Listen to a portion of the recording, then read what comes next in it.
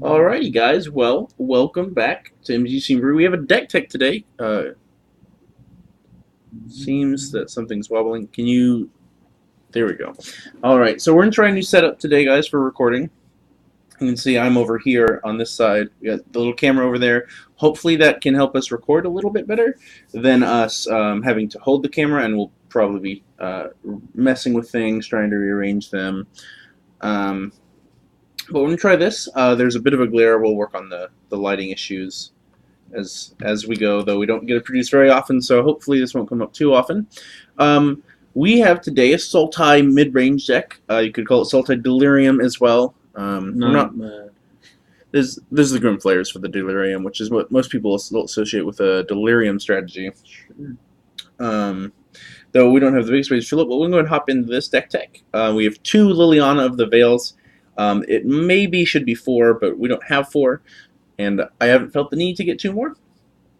But 2's been great. The card's super powerful. It's been in kind of these green-black X mid-range decks since actually as long as I've been playing Modern.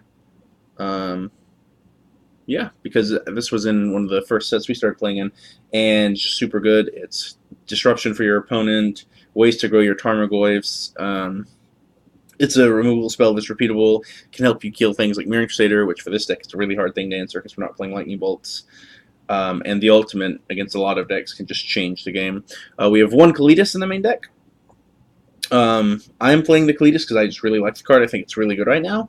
The fact that it is a 3/4, so it dodges Bolts and Kulligan's commands. It has a conversion cost of 4, so it dodges the front half of a Fatal Push, which is a big deal. And the fact it can actually grow bigger by sacrificing the tokens it makes. And I realize these are a bit far away and hard to see. We'll probably try throwing up a version of the card of it when it comes up in post-editing if I can find the time. Otherwise, it should be going up. But he's lifelink, so even though he costs 4 mana, which is a lot for Modern, that's the reason he's the 1/4 drop in the deck at the top of the curve instead of something like Huntmaster because we're not playing red. The lifelink's a huge deal, especially since we're playing Dark Confidants and Thoughtseizes. It kind of helps us out against our aggressive decks and the kind of more burn strategies if we get to untap with him and successfully connect with him.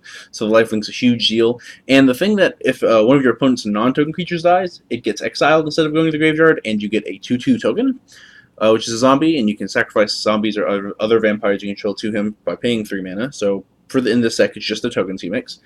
And it'll get 2+1/+1 counters, so it can get bigger. So against things like even Death Shadow, like where the game's just going to grind, things are going to die, both sides of the battlefield, then he's just going to get a lot of value by being able to generate tokens. Snapcaster Mages are we have all our removal in Snapcaster Mages, and if we can hit the bigger things, it's also going to be a huge shield. And the fact that exiles in matchups like Jund, Death Shadow, even against some of the random like company decks that use Eternal Witness for value and Voice Resurgence, the fact that exiles instead of letting them go to the graveyard can be a big deal.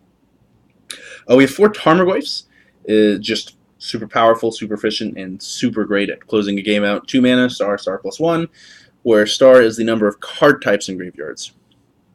This is normally going to be a 4/5 even in this deck, though we have 1 artifact in there. It's normally going to be land, sorcery, creature, instant, because we have sorceries and like Thoughtseize to disrupt our opponent, get extra card types in there that we need. All our instants are removal spells, so if they're playing creatures, we get to hit them, and then fetch lands. As we'll see when we get to the man base, we play fetch lands. Most decks play fetch lands in Modern. Sometimes it'll get bigger if we have extra Lilianas to ditch, or if we drew the 1 of Nihil Spellbomb. But that's the reason he's in here. Grimflayer, very similar. He's a 2/2 for 2 that has trample, and when he hits you to look at the top 3 cards of your library and put them back on top in any order, or put any number of them into your graveyard. Or you do both. You take 3. Put any of them in your graveyard and the rest back on top in any order. And he has Delirium, which is if you have 4 or more card types in your graveyard, he gets +2/+2. So in this deck, it's not super hard to get Delirium. The fact that we have Serum Visions to filter through the deck, fetch lands, and then Collective Brutalities and Lilianas to ditch, like if we have against control deck, instants aren't going to get cast a whole lot. And then our creatures are generally going to be dying.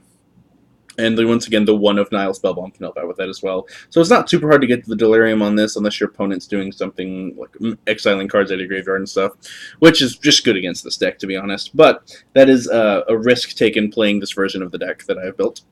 There's 2 Scavenging Oozes, just really good. 2 mana, 2/2. To get to pay a green and exile any card from a graveyard. If it's a creature, he gets +1/+1 counter. You gain a life.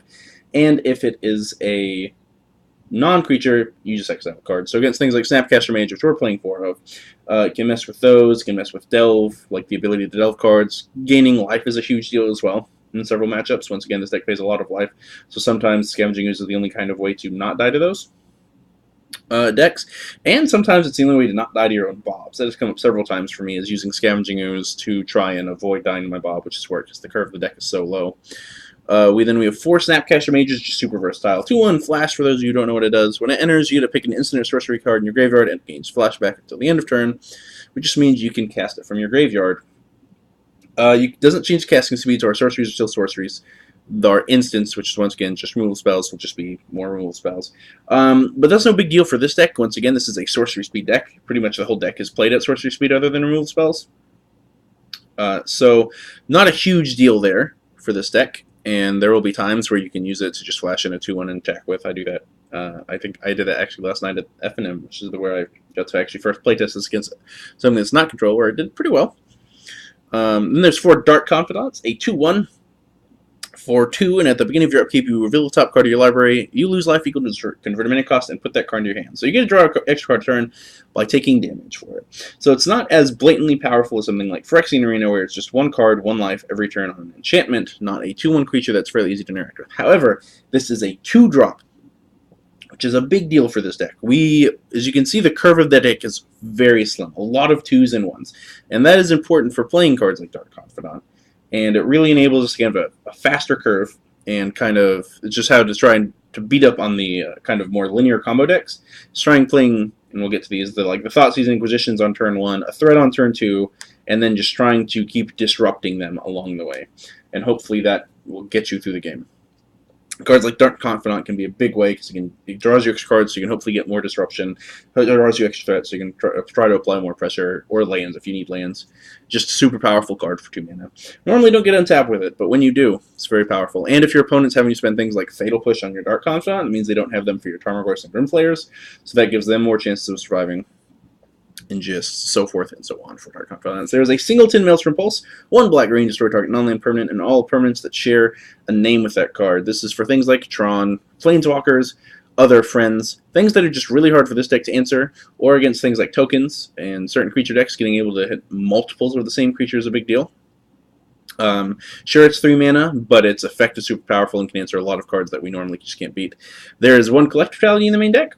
Super powerful card, 1 in black if you don't know what it does. It has escalative discard a card, and in this, that's a huge deal, because there will be times, like against control, where your instants aren't doing anything, so you need a way to get them out of your hand if you can't resolve a Liliana to grow your Grimflayers. So Collective Brutality is a big way to do that. And sure, there's only 1, but it's still there. We still have access to it, and we're playing Serum Visions, Snapcaster Mages, can really help filter through our deck. But you can look at an opponent's hand and make them discard an instant or sorcery. You can make an target opponent, lose 2 life and you gain 2 life. Or you can give target creature -2/-2. So it's a removal spell, a hand disruption spell, and a way to sort of lightning bolt our opponent later in the game. Where that can come up, because we're not actually getting to play cards like Lightning Bolt. Sometimes this card paired with Snapcaster Mage can be enough to get that little bit of reach out in the end of the game, but it's mainly there for the disruption, and it's a removal spell for small creatures. Then we have 4 Serum Visions. It's just draw a card and scry 2. One of the best ones in actually probably the best cantrip in Modern, other than Ancient Stirrings, which is not good in this deck, so we're not playing it. But the fact that we have Serum Visions and Snapcaster, which is the main reason to play blue in this deck at all, as you can see, there are the only 8 blue cards for Snapcaster and Serum Visions, is so we can have this card selection and then these extra spells with Snapcaster Mages. So it just took the green-black deck, which is very powerful, but is not a playstyle I greatly enjoy. It doesn't have a lot of card advantage engines, and when your card advantage engines are being able to interact with cards like Rest in Peace or something for your Scavenging Oozes, your Liliana the Last Hopes, or if you're in Jund, your Kolgan's Commands. Like, when they can interact with those card advantages, those cards are still good, but far less impactful. So I wanted actual ways to filter through my deck and get a large amount of card selection and sort of card advantage with Snapcaster Mages and Serum Visions, which is the reason I'm playing blue. And it's been a great behoovement. It does give you certain percentage points in some areas of the modern meta, and then it takes away in some others. But I think it gave more in the current Modern meta than it took away. Then we have 4 Thoughtseize and 2 Inquisition is our hand disruption. You get to look at your opponent's hand, take cards for 1 mana, so it's great to play this on turn 1, play your Goyf on turn 2, and try to beat them down. That's your best way to beat things like Red-Green Ponza, the other kind of various Blood Moon decks, the combo decks, Tron, like these linear unfair decks that are just doing their thing and they're doing it very well, or trying to, in the case of Ponza, destroy your lands and just stop you from playing the game. Having a cheap threat and a way to disrupt their best sequencing is going to be a huge deal in attempting for you to win the games. And then we get to our instance, which is all removal spells. So we have 1 Murderous Cut. Sure, it's 5 mana, so if we flip it with a Bob, or Dark Confidant, Bob Mars, the guy who designed it, and that is him in the picture. If we flip it to that, it hurts a lot. But it gets to kill anything. And in the Sultai version, where we're not getting to play things like Terminate and Friends, then we do need a few cards like this, which is why we're playing it. And the same reason we're playing Ghost Throat, though Ghost Throat destroys target non-artifact creature. It is still very much worth it. Because I can improve, I could see the charger cord for the laptop. And then, cool. though, if you ever play against something like Affinity, as we throw a shadow across the battlefield, and I'm sorry about that, guys. If you ever play against Affinity, this card is not good, and it's going to come out. But against Affinity, the rest of your removal spells are live, so that's pretty fine. We need this for the other Death Shadow decks, the other GBX decks, things like that, where they're just playing bigger creatures that things like Fatal Push and Abrupt Decay don't answer. And then we get to Dimir Charm. This is a little bit of everything. For those of you who don't know what this does, and I can't tell how clear the camera quality is from here. It doesn't look great. I'm hoping it's better in post. You can look at the top 3 cards of target player's library, put 1 on top and the other 2 in the graveyard. So later in the game, if you need help now, you can use it to kind of card filter your own deck. If you're ahead and your opponent's falling behind, you can use that to make sure they stay behind, as I did last night several times, which is very nice. You can destroy target creature with power 2 or less, so it is a removal spell for cheaper creatures like Collective Brutality is. It can get beaten with pump spells, but few decks play pump spells and play pumps that are worth beating it, so it's fine there. And then it can counter target sorcery spell. So this is a main deck nod to, and we've seen with a couple of cards like this where we're playing 4 Thoughtseize instead of 4 Inquisitions. These are nods to things like Tron that have Sylvan Scryings and Ancient Stirrings, things to Red-Green Escape Shift, things that are playing powerful sorcery cards, and where Inquisitions aren't as good. And you'll see that in a lot of decks. A lot of people are playing 4 Inquisitions, 2 Thoughtseize. Where I'm playing in my meta, there's not that many small aggressive decks outside of Burn, which playing 4 Dark Confidants, I just accepted. We're not likely beating Burn in game 1 anyway, so I'm going to go with the 4 Thoughtseize to give myself that edge against things like Tron, against the Escape Shift decks, where Thoughtseize is going to hit cards that your Inquisition of Kozeleck, because they can only take cards that can cost 3 or less. Thoughtseize is going to hit more things. So pairing these kind of small things together can give you extra percentage points, such as Dimir Charm does in those matchups. It is, however, once again, worse against the GBX decks. It's worse against Death Shadow, unless you manage to get to counter a hand disruption spell that they try to cast, or if they're like no cards in hand, you use it to make sure they draw a land for a turn. Things like that, it can come up. But it is slightly less powerful in that case. There's one Abrupt Decay. Very powerful, gets hit opposing Lilianas. Most creatures that see play in the format. There are, once again, a few things that won't hit, but for the most part, the fact it gets hit non-land permanents is another reason to play one of these over another Fatal Push, which we see here, and we avoided the glare zone right here. So,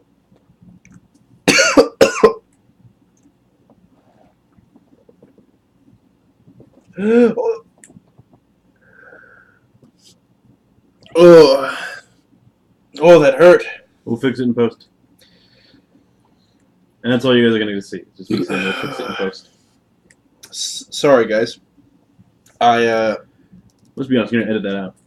Probably. If this isn't edited out, I'm very sorry. You guys can't see his face. I just had some acid reflux. Oh boy, it hurts like so bad. It just comes up. Yeah. A little bit of salsa. Okay, so back to the deck. We have 2 Fatal Pushes. We shouldn't edit this out. If it's still here, you guys can see me in pain, and that's fine. They actually can't see you, they'll just hear you. You can hear me in pain.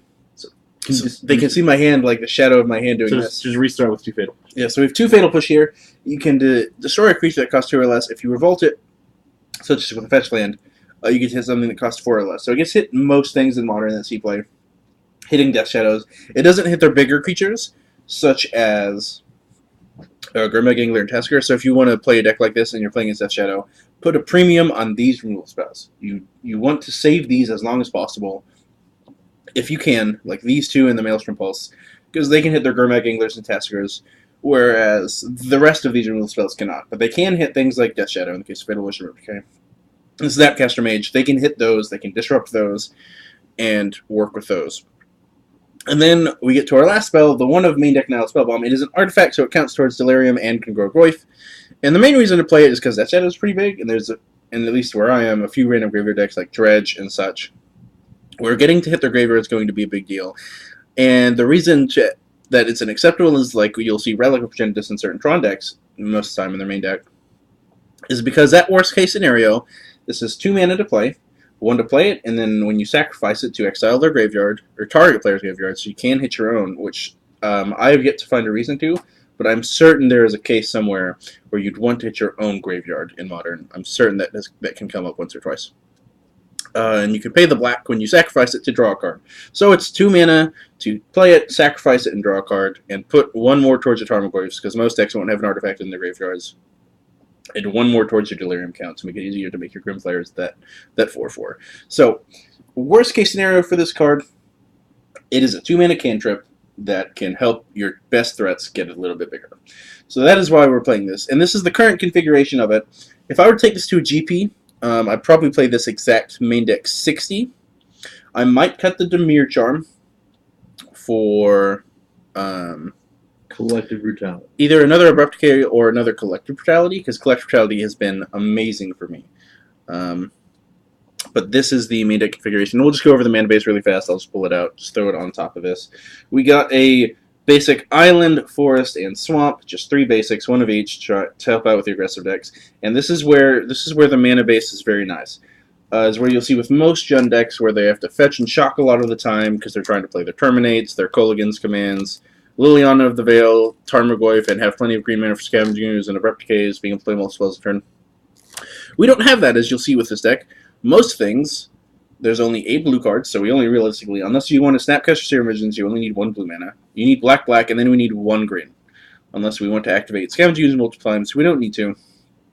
And most of our remove spells are 1 black, 1 green. Or just 1 black in their mana cost. So we don't really have to worry about our colors that much. And so it's not that big a deal. So that is a nice thing. And you get to the mana base. So we'll see when I'll just lay them down here. It's not as painful. There's the 3 basics. There's 1 Misty. We have a Botanical Sanctum. We'll see several of these fast lands. A Breeding Pool. 3 Verdant Catacombs, because green and black are the most important colors, as you'll see from the lands we picked. 1 Overgrown Tomb. 4 Blooming Marshes. 2 Polluted Deltas. 2 Creeping Tarpits, because we just wanted a man land that wasn't Hissing Quagmire or Lumbering Falls. Lumbering Falls being 5 total activate, in our deck that has an average cost of 2 is a big downside. And then 2 Darkslick Shores. So you'll see we have 7 fast lands, 3 basics, 5 shocks to go get our basics, and only 3 shock lands. So we'll only be playing 20 lands in this deck because the curve's so low, and we have Serum Visions to help filter through those draws. We have not had a problem with 20 lands.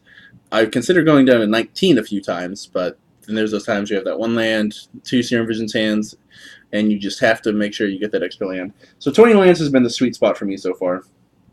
But the big reason I'm playing this deck and this mana base is because I think it's really good against the current Modern meta, minus Terminate, which is why we're playing Go through Murderous Cut.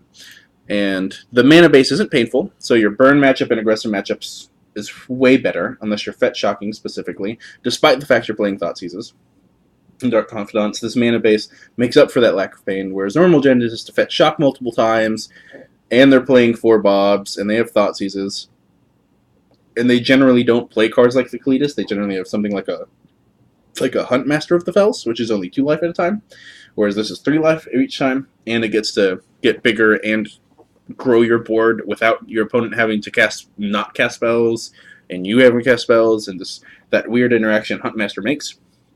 Though they're both very good in attrition games, and they're both worth their mana cost, I've chosen Kalitas. So that is the strength in my mind of this current main deck, and then we'll get to the sideboard here in a second to just explain a little bit more.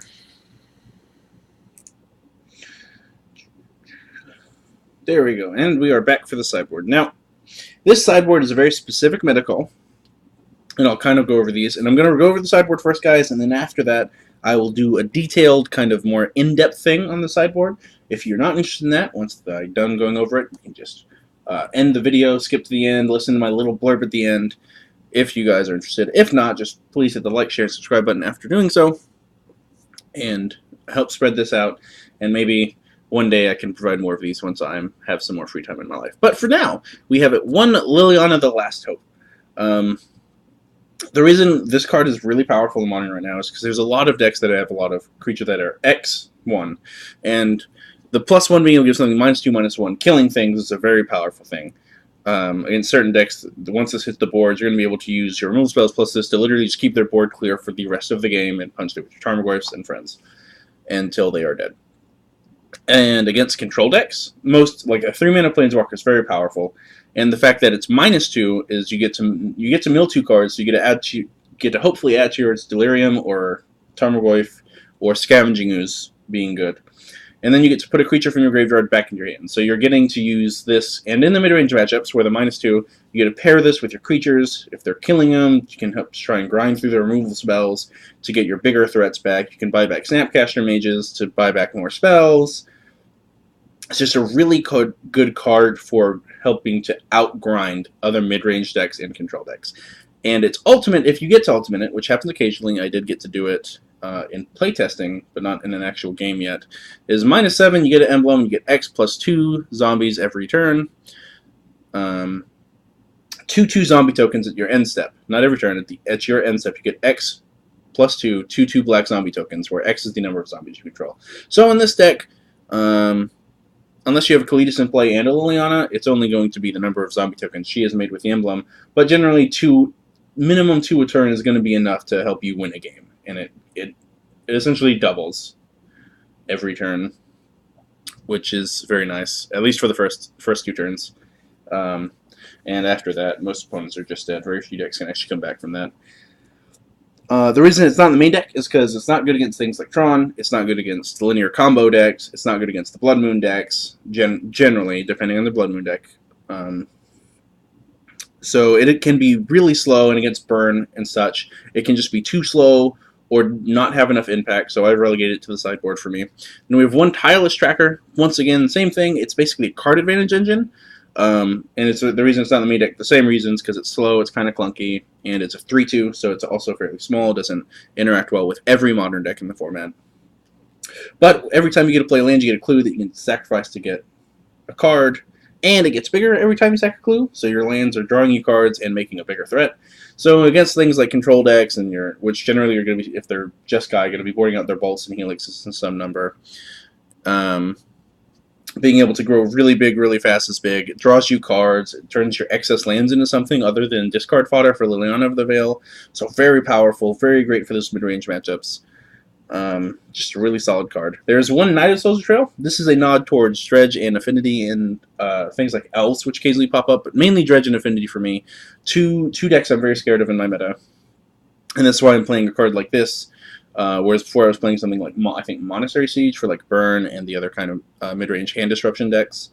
It was very good in those, being able to either make them pay extra to target you if they kept in things like that, or for their Kolgan's commands costing 5 mana if they want to target you, or being able to loot. But this deck, I was far more scared of Dredge and Affinity the way the deck is built, because we're lacking Kolgan's commands, which is generally the best cards for those matchups, at least for Affinity.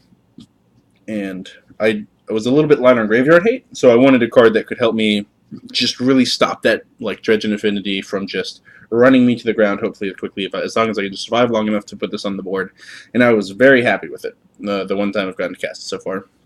One Damnation, once again, some decks, just like Ancestral Shadow and stuff, you're generally going to bring this in, because against mid-range decks, generally, who gets the most threats and who gets the last one to stick.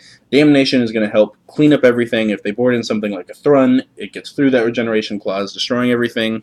Small creature decks, just having something to clear the board and then play your threat the following turn, like your Tarmogoyf for what be it, is very powerful. We have one Painful Truth also for the mid-range matchups and the control matchups. Being able to pay 3 mana to draw 3 cards, sure, at the cost of 3 life, but the reason it's not in the main deck is because of that 3 life for 3 mana. But against those matchups where this card's good, it's going to be very good. It's going to put you very far ahead very quickly, as long as you can try and use your hand disruption against a control deck to try and push through. If you're playing against another mid-range deck, it's just a game of attrition, so more cards, the better. Which is why it's in here. It's very good for those decks. One more Collective Brutality. This is really great for the combo matchups. It's another hand disruption spell against burn. All 3 modes of this card are always relevant, and you just want as many Collective Brutalities as you can get. And playing Snapcaster Mages, having 2 Collective Brutalities to flashback is a huge deal. Just a very powerful card. 1 Liliana's Defeat. This is specifically for the Death Shadow matchup. You can board this in against Jund and such for their Lilianas, having a 1-mana way to just kill their thing with cheap counter magic, backup, and hand disruption to help try and push it through stubborn denials and such is a very big deal. Being able to destroy Tarmogoyfs and Tassigars for 1 mana, no questions asked, and not having to play Path to Exile, huge thing. Only there for those. Occasionally it will come up against other decks if your opponent's playing a very heavy black deck, but most of the time it's just for those. Then we have another Inquisition of Kozeleck and a Duress, just some more hand disruption. Once again, this is pretty much for the combo matchups. And then for burn as well. You don't want all your Thought Seizes, and I generally board out the 4 Bobs and 2 Thought Seize and the Spellbomb, and these come in. They're just an upgrade to Thought Seize. They don't cost you life. They get to take pretty much everything in burn, and then against certain decks like Tron, Inquisition it's fine, but it's not great. Your Brutality is not great, but Duress gets hit. Karn, Ugin, it gets to hit their things that search for the lands to power that. So just a great card to have all around. And then we get, I'm going to skip to head to the Feed the Clan. It's 2 mana, gain 5 life. Ferocious, you control a creature power 4 or greater, you gain 10 life. Burn. Do not board that in against anything else unless there's something similar to burn. That is only for the burn matchup.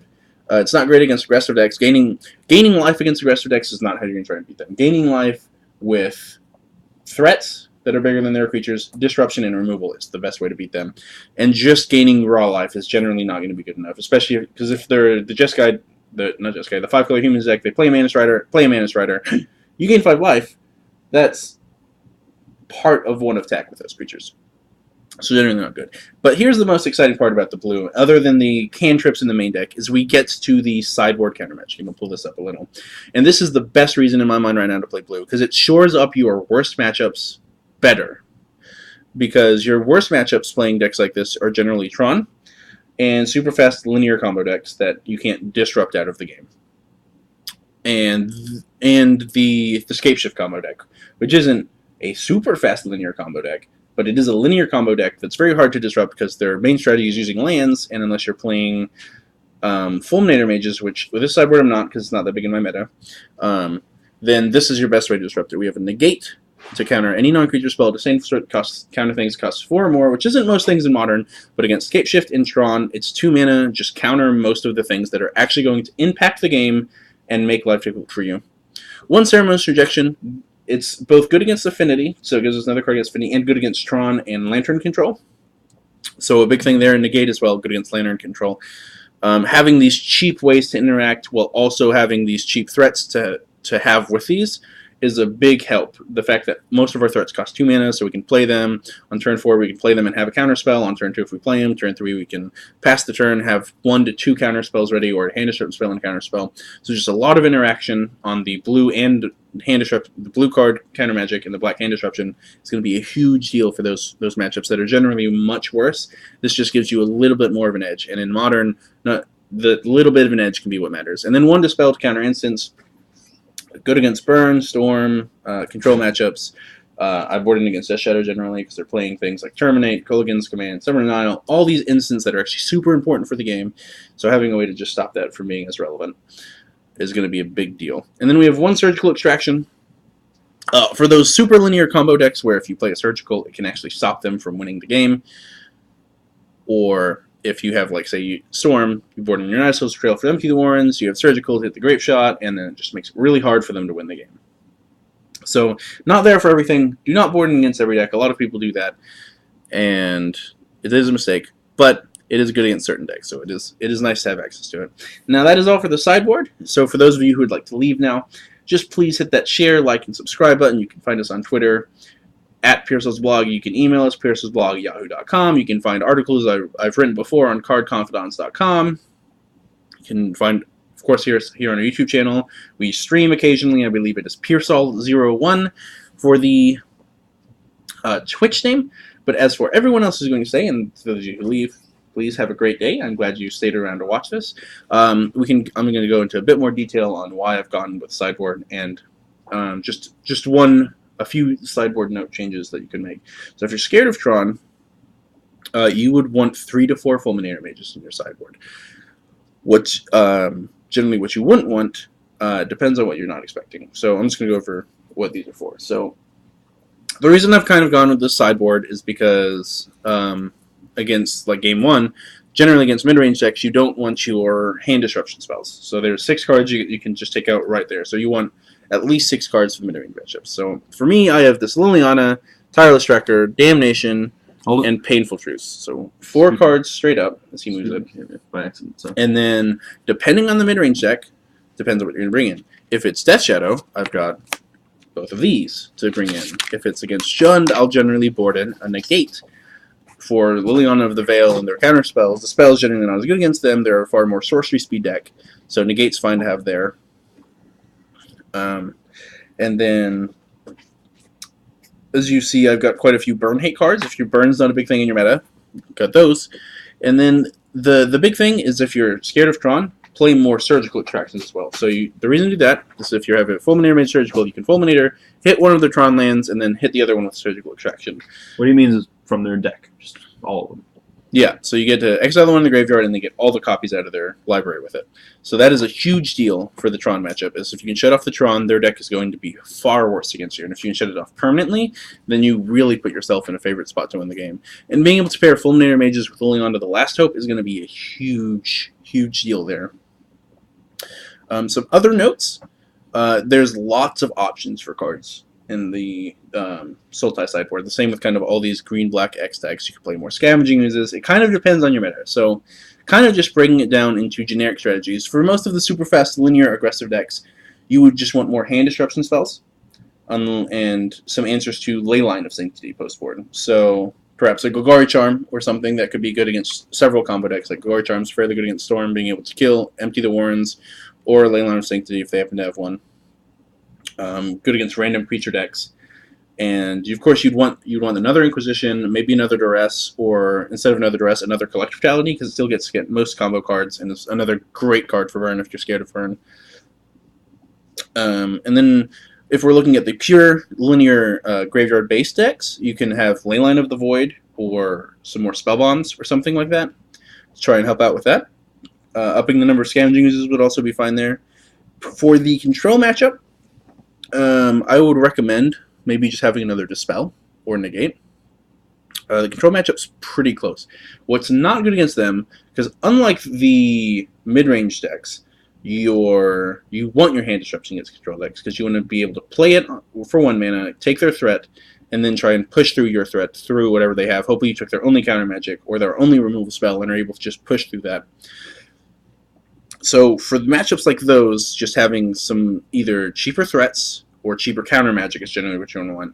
More hand disruption spells against if you have combo decks, also going to be fine if they're at the 1 mana. Collective Brutality, I'll board it in because it has relevant modes, but not super excited. But against them, you don't want your fatal pushes.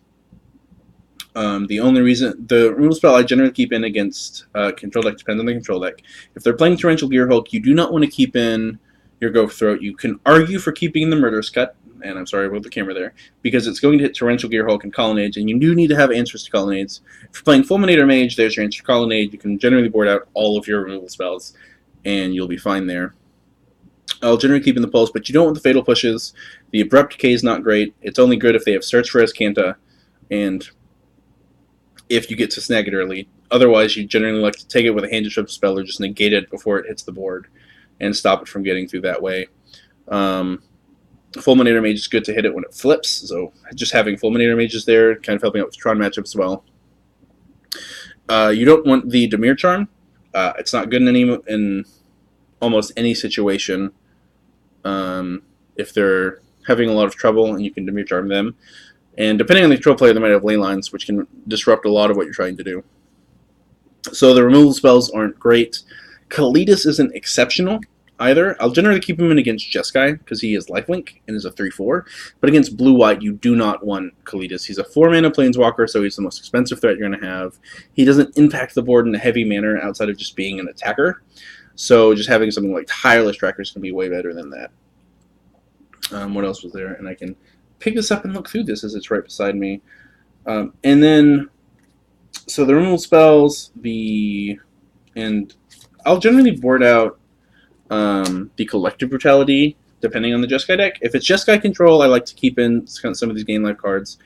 But generally, my board out for the control matchups is I'll board out all 6 of the removal spells, and I might keep in 1, depending on their specific build of the deck and if they're playing other cards. So that leaves 6 slots for control, which my board in for control is generally going to be the Liliana, the Negate the Dispel, Painful Truths, and then 2 of the hand disruption spells, depending on their control deck. So there's kind of the 3 main points. And then there's the super fast creature aggressive decks, where this deck is not... It's good in the fact that you've got your Tarmogoyf, which is a super big creature, you've got Knight of Souls Betrayal, and you've got a lot of cheap removal. But against certain decks, like the 5-color Humans deck, I haven't gotten to play against it yet, it might be a bit rough, because you're not playing a whole slew of removal spells, and there's only 1 Wrath. So upping the number of... like, adding another Damnation would probably work there. Just adding some more cheaper removal spells, some more Fatal Pushes would be great there. Just kind of small things like that. And that's kind of my analysis of the deck. I think it's very well positioned right now. I've been playing it. It's been doing super well against the other green-black decks. The Serum Visions, Snapcaster Mages has given me a huge advantage in those matchups. The fact I don't have to pay a lot of life on my mana base has helped out a lot with burn. The control matchup's been very close, and I'm actually super happy with it.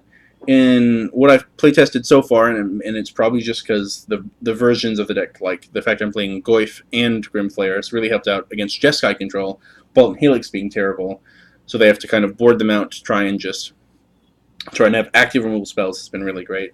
The matchup's been pretty close. It's around 50-50, 60-40 in our favor, somewhere around there, in my limited amount of playtesting I've had so far.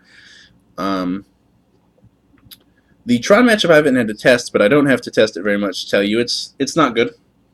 The way I've configured the deck, you definitely would want Fulminator Mages somewhere in the 75 to kind of combat the Tron decks. And then I haven't really gotten to play against too many super linear combo decks, unfortunately.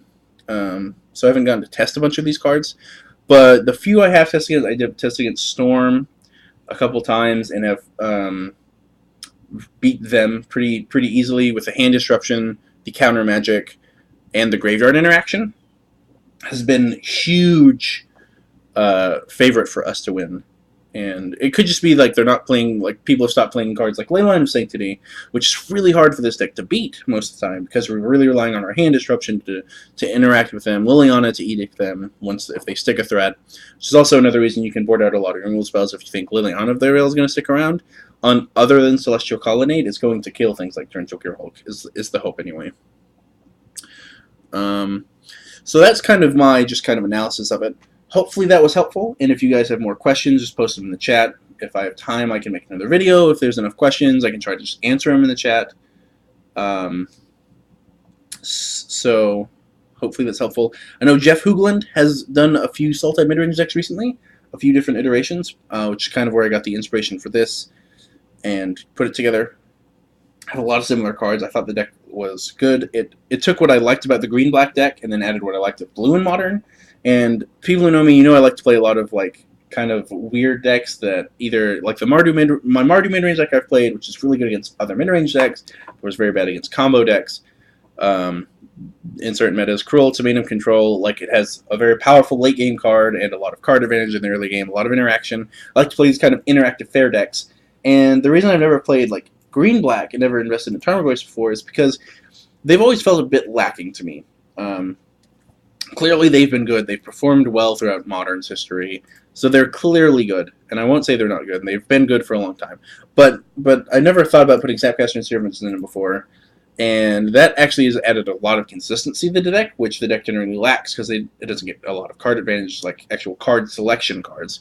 There's a few card advantage engines it can use, but not a lot of card selection. And adding in Serum Visions Snapcaster gave me that little touch to the deck that I really think is pushing it towards that playable spectrum for me. I enjoyed it a lot. This deck was a hootenanny, is a old word most people probably don't know anymore. a large blast to play, and I highly recommend it if you have the cards, if you can afford it, and if you think it'll do well. It probably will. So thank you guys for everyone who stuck around through this last part. I'm certain I've rambled on several times, and I apologize for that. You have. I assume. So if you guys would please just hit the like, share, and subscribe button. Go follow us on Twitch. Go follow, I was about to say YouTube. Follow us on Twitter at PureSoulsBlog. Our Twitch is PureSoul01. All these will be in the description below. Probably. You can email us puresoulsblog@yahoo.com. You can find my old articles on cardconfidants.com. Cardconfidants.com. Huh? I haven't written for them in a while, but my old articles are still up there. I may start running again, once again, college and stuff. Like, it's why we produce so few videos anymore. It's because life is busy, and we just can't dedicate full time to this. But if you want to support people who do this full time and enjoy what we're doing, there are people who do this far better than we do. You can find them on YouTube. Jeff Hoogland's a good example. I think you underestimate my skills. Yeah, Jeff Hoogland's a good example just because he streams so much and puts all of his stuff up on YouTube. It's a great way to go see a lot of modern content, especially. There's plenty of full-time streamers now. People who just stream not all the time, but between all of the streamers who just stream a couple days of the week, you can find plenty of content and go find plenty of people who provide the same kind of content we provide on a better quality, better amount, just better all around. And if you can go support them too, please do. And I hope you guys enjoyed this. The next few videos we make, which won't be very often, I apologize, we're going to try and changing up the setup. So hopefully that will help improve it. As you can see, we tried this camera, and the camera started wiggling as Kozeleck and Improve started using the laptop on the table. Right. We're going to try and get a more stable table. We're going to try and slowly improve, and we'll see how it goes, and hopefully we can just provide the best content that we can provide on our own. So to you guys, have a good day, and happy gaming.